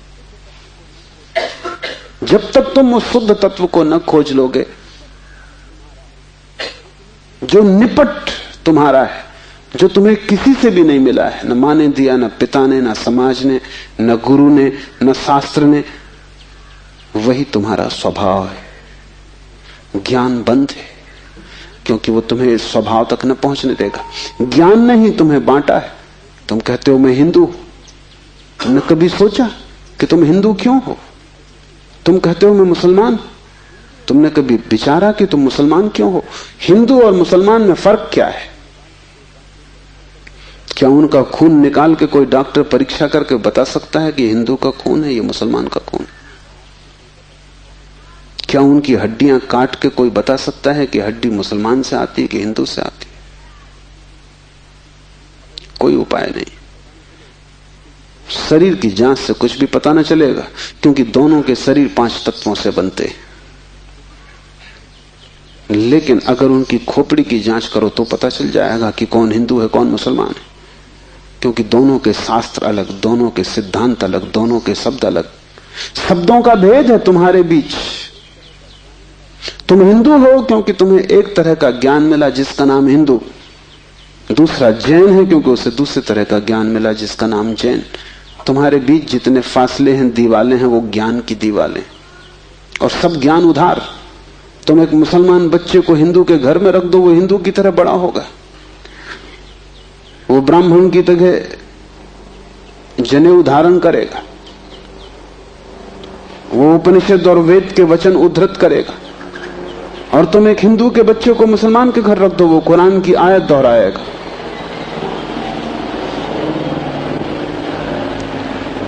ज्ञान तुम्हें बांटता है, क्योंकि ज्ञान तुम्हारे चारों तरफ एक दीवार खींच देता है, और ज्ञान तुम्हें लड़ाता है, और ज्ञान तुम्हारे जीवन में वैमनस्य और शत्रुता पैदा करता है। थोड़ी देर को सोचो, अगर तुम्हें कुछ भी ना सिखाया जाए कि तुम हिंदू हो या मुसलमान या जैन या पारसी, तो तुम क्या करोगे? तुम बड़े होगे एक मनुष्य की भांति। तुम्हारे बीच कोई दीवार ना होगी। दुनिया में कोई 300 धर्म है, 300 कारागृह, और हर आदमी पैदा होते से एक कारागृह या दूसरे कारागृह में डाल दिया जाता है। और पंडित पुरोहित बड़ी चेष्टा करते हैं कि बच्चे पे जल्दी से जल्दी कब्जा हो जाए। उसको वो धर्म शिक्षा कहते हैं। उससे ज्यादा अधर्म और कुछ भी नहीं है। वो उसको धर्म शिक्षा कहते हैं। 7 साल के पहले बच्चे को पकड़ लें, क्योंकि 7 साल का बच्चा अगर बड़ा हो गया तो फिर पकड़ना रोज रोज मुश्किल होता जाएगा। और बच्चे को अगर थोड़ा भी बोध आ गया तो फिर वो सवाल उठाने लगेगा, और सवालों का जवाब पंडितों के पास बिल्कुल नहीं है। पंडित सिर्फ मूढ़ों को तृप्त कर पाते हैं। जितनी कम बुद्धि का आदमी हो, पंडित से उतनी जल्दी तृप्त हो जाता है। वो एक प्रश्न पूछता, उत्तर मिल जाता है। तुम जाते हो पंडित से पूछते हो संसार को किसने बनाया, वो कहता भगवान ने। तुम प्रसन्न घर लौटाते हो बिना पूछे कि भगवान को किसने बनाया। अगर तुम दूसरा प्रश्न पूछते, पंडित नाराज हो जाता, क्योंकि उसका उसे भी पता नहीं, किताब में वो लिखा नहीं। और फिर झंझट की बात है, परमात्मा को किसने बनाया। फिर तुम पूछते ही चले जाओगे, वो कोई भी जवाब दे, तुम पूछोगे उसको किसने बनाया। अगर गौर से देखो तो तुम्हारे पहले सवाल का जवाब दिया नहीं गया है। पंडित ने तुम्हें सिर्फ संतुष्ट कर दिया क्योंकि तुम बहुत बुद्धिमान नहीं। और बच्चे अबोध, उनका अभी तर्क नहीं जगा, विचार नहीं जगा, अभी वो प्रश्न नहीं पूछ सकते। अभी तुम जो भी कचरा उनके दिमाग में डाल दो, वो उसे स्वीकार कर लेंगे। बच्चे सभी को स्वीकार कर लेते हैं, क्योंकि वो सोचते हैं जो भी दिया जा रहा है वो सभी ठीक है। बच्चा ज्यादा सवाल नहीं उठा सकता, सवाल उठाने के लिए थोड़ी प्रौढ़ता चाहिए। इसलिए सभी धर्म बच्चों की गर्दन पकड़ लेते हैं और फांसी लगा देते। फांसी बड़ी सुंदर है। किसी के गले में बाइबल लटकी है, किसी के गले में समयसार लटका है, किसी के गले में कुरान लटकी है, किसी के गले में गीता लटकी। ये इतने प्रीतिकर बंधन है कि इनको छोड़ने की हिम्मत फिर जुटानी बहुत मुश्किल है। और जब भी तुम इन्हें छोड़ना चाहोगे, एक खतरा सामने आ जाएगा, क्योंकि इन्हें छोड़ा तो तुम अज्ञानी। क्योंकि जैसे तुम इनको छोड़ोगे तुम पाओगे मैं तो कुछ जानता नहीं, बस ये किताब सारी संपदा है, इसको संभालो। अपने अज्ञान को छिपाने का यही तो एक उपाय है। लेकिन अज्ञान छिपने से अगर मिटता होता तो बड़ी आसान बात हो गई होती। अज्ञान छिपने से बढ़ता है, जैसे कोई अपने घाव को छिपा ले, उससे कुछ मिटेगा नहीं। घाव और भीतर भीतर बढ़ेगा, मवाद पूरे शरीर में फैल जाएगी। शिव कहते हैं ज्ञान बंद है।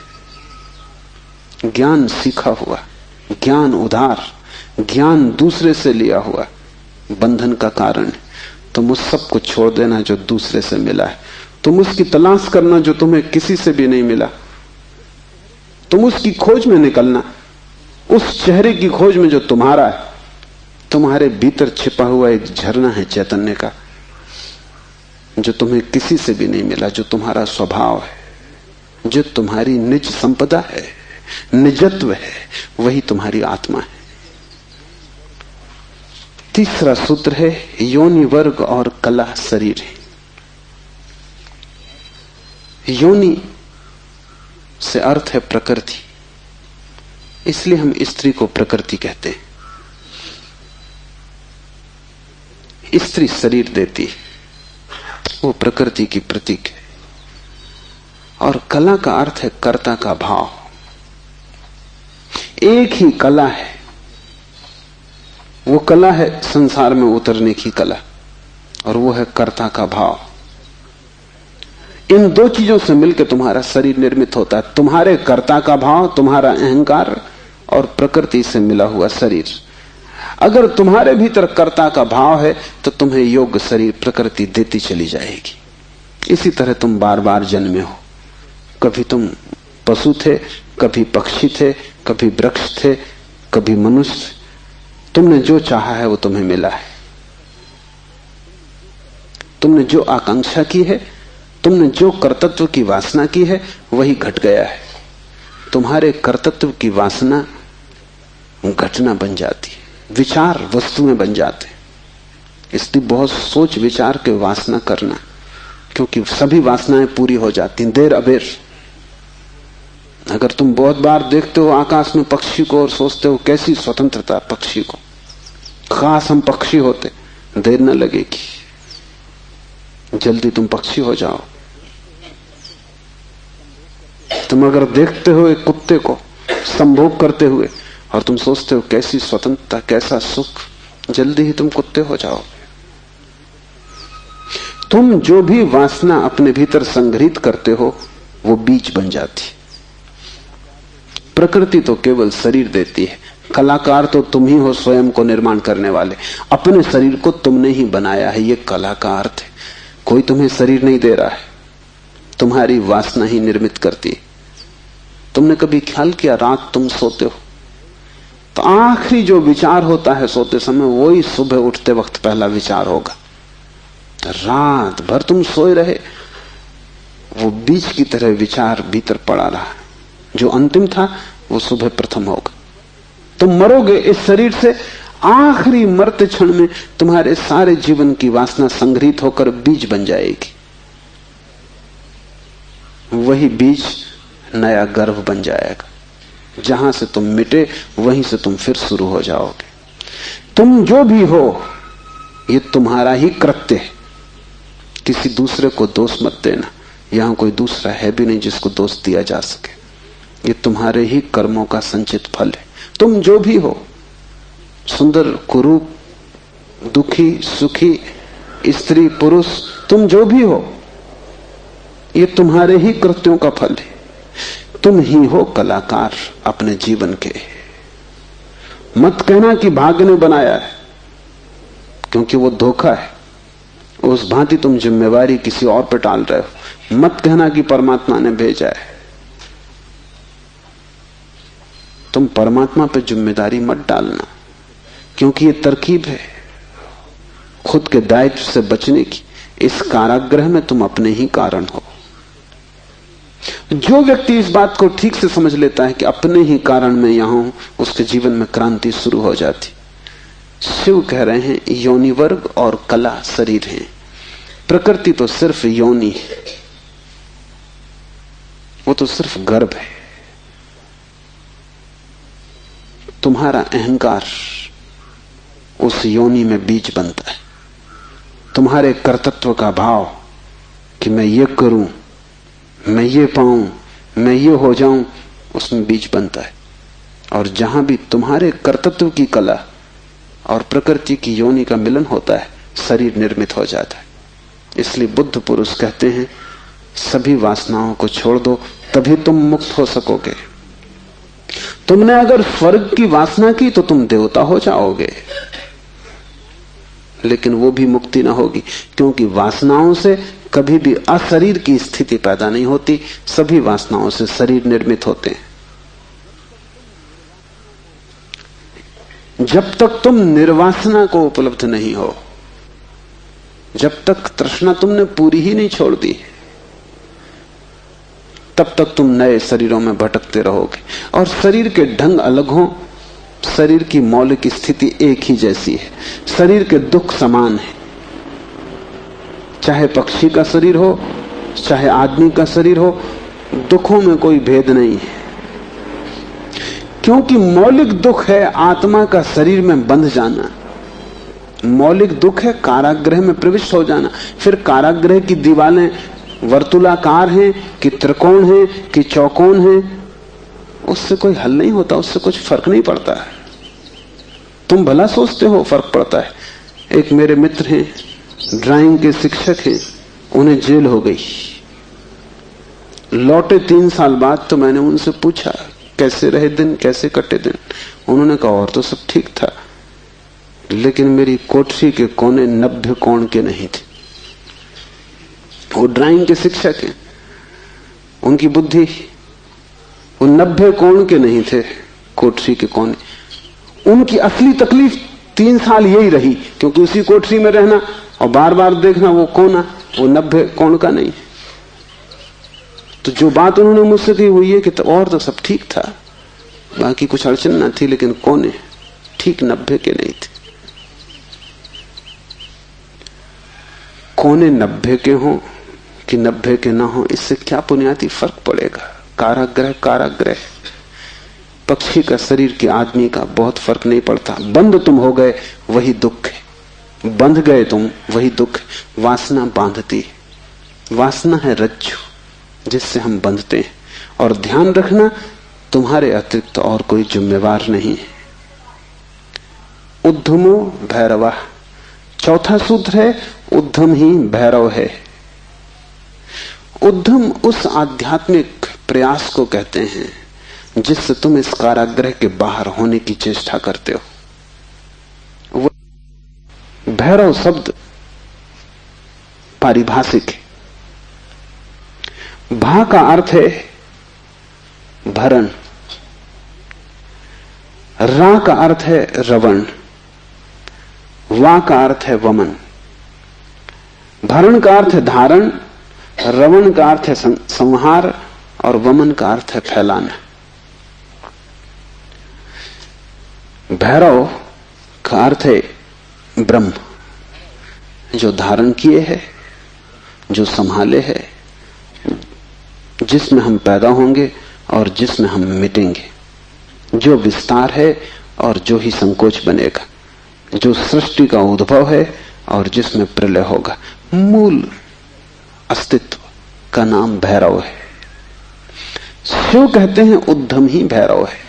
और जिस दिन भी तुमने आध्यात्मिक जीवन की चेष्टा शुरू की, तुम भैरव होने लगे, तुम परमात्मा के साथ एक होने लगे।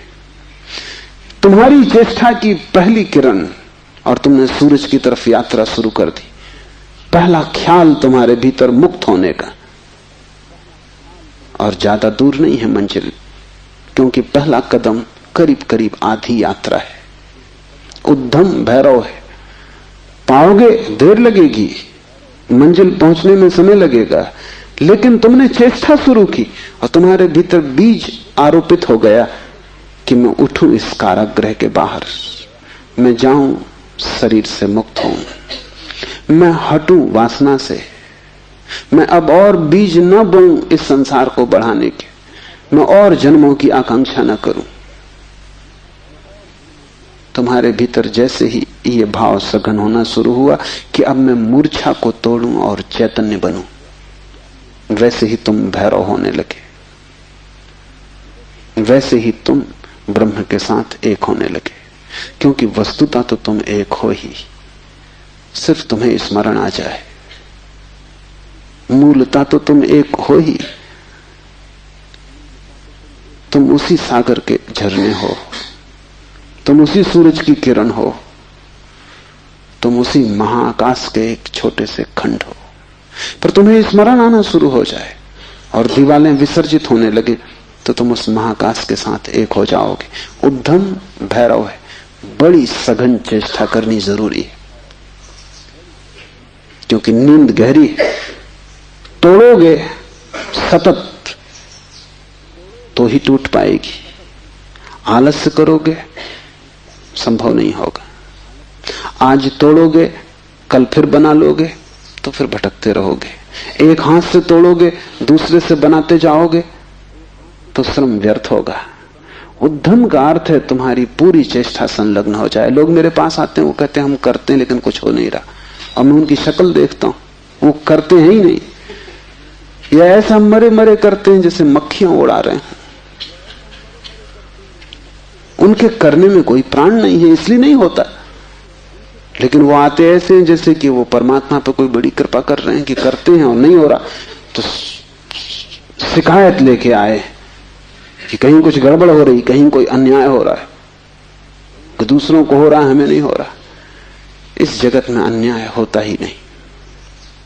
इस जगत में जो भी होता है न्याय है, क्योंकि यहां कोई आदमी नहीं बैठा है न्याय अन्याय करने को। जगत में तो नियम है, उन्हीं नियमों का नाम धर्म है।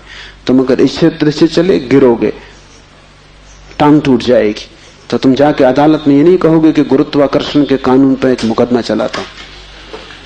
तो अदालत कहेगी तुम तिरछे मत चलते, गुरुत्वाकर्षण तुम्हें गिराने में उत्सुक नहीं है, न तुम्हें संभालने में उत्सुक है। तुम जब सीधे सीधे चलते हो वही तुम्हें संभालता है, जब तुम तिरछे चलते हो वही तुम्हें गिराता है। न गिराने की उसकी कोई आकांक्षा है, न संभालने की। तटस्थ है जगत का नियम। उस तटस्थ नियम का नाम धर्म है। उसको हिंदुओं ने रित कहा है। वो परम नियम है। वो तुम्हारी तरफ पक्षपात नहीं करता कि किसी को गिरा दे, किसी को उठा दे। तुम जैसे ही ठीक चलने लगते हो वो तुम्हें संभालता है। तुम गिरना चाहते हो वो तुम्हें गिराता है। वो हर हालत में उपलब्ध है। तुम जैसा भी उसका उपयोग करना चाहते हो वो तुम्हें खुला है, उसके द्वार बंद नहीं है। तुम सिर ठोकना चाहते हो दरवाजे से, सिर ठोक लो। तुम दरवाजा खोल के भीतर जाना चाहते हो, भीतर चले जाओ। वो तटस्थ है। उद्यम भैरव है। महान श्रम चाहिए। उद्यम का अर्थ है प्रगाढ़ श्रम। तुम्हारी समग्रता लग जाए श्रम में, उसका नाम उद्यम है। और तब देर न लगी कि तुम्हारे भैरव हो जाने में। शक्ति चक्र के संधान से विश्व का संहार हो जाता है, 5वां सूत्र है। और अगर तुमने ठीक उद्यम किया, अगर तुमने अपनी संपूर्ण ऊर्जा को संलग्न कर दिया चेष्टा में, सत्य की खोज, परमात्मा की खोज या आत्मा की खोज में, तो तुम्हारे भीतर जो शक्ति का चक्र है वो पूर्ण हो जाता है। अभी तुम्हारे भीतर शक्ति का चक्र पूर्ण नहीं है, कटा बटा है। वैज्ञानिक कहते हैं कि बुद्धिमान से बुद्धिमान आदमी भी अपनी 15% से ज्यादा प्रतिभा का उपयोग नहीं करता। 85% प्रतिभा ऐसे ही सड़ जाती। ये तो बुद्धिमान आदमी की बात है। बुद्धू का क्या हिसाब, वो तो शायद करते ही नहीं। हम अपने शरीर की भी ऊर्जा का पूरा उपयोग नहीं करते, 5% ज्यादा से ज्यादा। तो अगर हम मंदे मंदे जीते, अगर हमारा दिया टिमटिमाता टिमटिमाता लगता है, तो कसूर किसका है? तुम जीते ही नहीं पूरी तरह। जैसे तुम जीने से भी भयभीत हो कि लपट कहीं जोर से ना आ जाए। तुम डरे डरे हो, तुम कपते कपते जीते हो। तो फिर शक्ति का जो चक्र है तुम्हारे भीतर वो पूरा नहीं हो पाता। तो तुम्हारी गाड़ी ऐसे चलती है जैसे कभी कार को तुमने देखा हो, पेट्रोल कभी आता कभी नहीं आता, कभी कचरा आता, तो कार ऐसे चलती जैसे हिचकी खा रही हो। बस ऐसा तुम्हारा जीवन है, हिचकी खाते तुम चलते हो। जरा जरा सी शक्ति के खंड खंड आते हैं, अखंड शक्ति नहीं हो पाती। जिस चीज में भी तुम अपनी पूरी शक्ति लगा दोगे, वो कोई भी हो चीज, अगर तुम चित्र बनाते हो और चित्रकार हो और तुमने अपनी पूरी शक्ति को चित्र बनाने में लगा दिया, पूरी कि रत्ती भर बाकी ना बची, तो तुम वहीं से मुक्त हो जाओगे, क्योंकि वही उद्यम पूर्ण होते ही भैरव हो जाता है। अगर तुम एक मूर्तिकार हो, तुमने सब कुछ मूर्ति में समाहित कर दिया कि मूर्ति बनाते समय तुम ना बचे, बस मूर्ति ही बची, तो शक्ति का चक्र पूरा हो जाता है। जब तुम पूरी शक्ति को निमज्जित करते हो किसी भी कृत्य में, वही ध्यान हो जाता है। भैरव निकट, मंदिर पास आ गया। 5वां सूत्र है, शक्ति चक्र के संधान से विश्व का संहार हो जाता है। और जब भी तुम्हारी शक्ति का चक्र पूरा होता है, टोटल, समग्र, अंश अंश नहीं, पूर्ण, उसी क्षण तुम्हारे लिए विश्व समाप्त हो गया। तुम्हारे लिए फिर कोई संसार नहीं। तुम परमात्मा हो गए, तुम भैरव हो गए, तुम मुक्त हो। फिर तुम्हारे लिए न कोई बंधन है, न कोई शरीर है, न कोई संसार है। पूर्ण शक्ति का प्रयोग स्मरण रखना, इस समाधि साधना शिविर में अगर तुमने पूरी शक्ति को लगाया, ऐसे ही ऊपर ऊपर नहीं ध्यान किए, पूरी शक्ति लगा दी, तो तुम अनुभव करोगे कि जिस क्षण शक्ति पूरी लग जाएगी उसी क्षण, फिर क्षण भर की देर नहीं लगती, अचानक संसार खो जाता है, परमात्मा सामने आ जाता है। तुम्हारी शक्ति का पूरा लग जाना ही तुम्हारे जीवन की क्रांति हो जाती, फिर संसार की तरफ पीठ, परमात्मा की तरफ मुंह हो जाता है। इसकी तुम्हें एक झलक भी मिल जाए तो फिर तुम वही ना हो सकोगे जो तुम पहले थे। उसकी एक झलक काफी, फिर तुम्हारा जीवन उसी यात्रा में संलग्न हो जाए। तो ध्यान रखना, यहां पूरा अपने को डुबाना तो ही कुछ हो सकेगा। अगर तुमने थोड़ा भी अपने को बचाया तो तुम्हारा श्रम व्यर्थ है। जब तक श्रम उद्यम ना बन जाए, पूर्ण टोटल एफर्ट ना बन जाए, तब तक भैरव की उपलब्धि नहीं। आज इतना ही।